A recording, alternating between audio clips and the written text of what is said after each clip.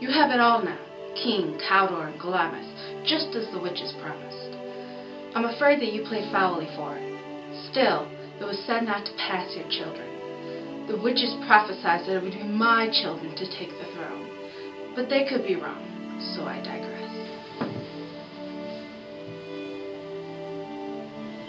Here is our chief guest. If he had been forgotten, there would be a gap in our food. Tonight we are holding a dinner in our castle, and we request that you be there. Of course, my king, I will be there. Are you going riding this afternoon? Yes, my good lord. I would desire your good advice, which still has been serious and favorable in this day's council. But we will tend to it tomorrow. Are you riding far? As far as I can go with enough time to return back for supper. My horse should ride well for a dark hour or two. Don't forget about dinner. I won't, my lord. We hear that Malcolm is in England, now confessing to the murder of his father. But once again, we will speak of that tomorrow. Go to your horse. Farewell, until you return tonight. Is Fleance going with you? Yes, and it's about time we leave. I wish you a good ride. Farewell. You have a free time until 7 tonight for our supper. Until then, God be with you. Servant, may I have a word with you? Are those men waiting for us? Yes, they are outside the gate. Bring them to me. To be king alone is not. The fears of Banquo, for he has the courage to do a lot. His sons are to take my throne. And in his mind he has begun to conclude that I have done the murder of Duncan, which is what I fear the most of now. Banquo scolded the witches when they named me king, but then after hailed him father of the line of kings after me.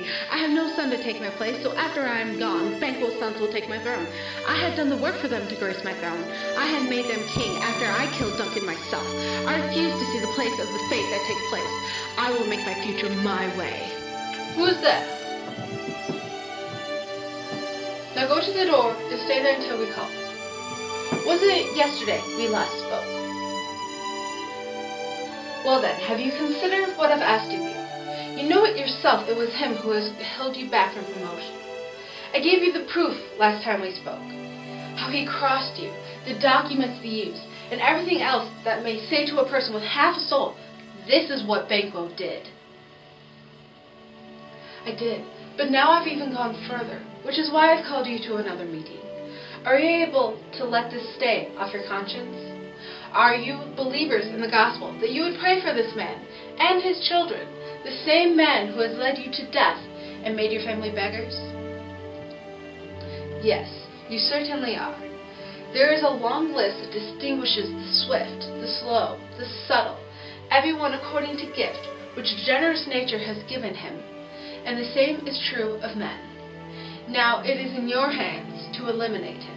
I will, my liege. I am so angry at the things he has done to me that I am reckless in what I would do to make things right.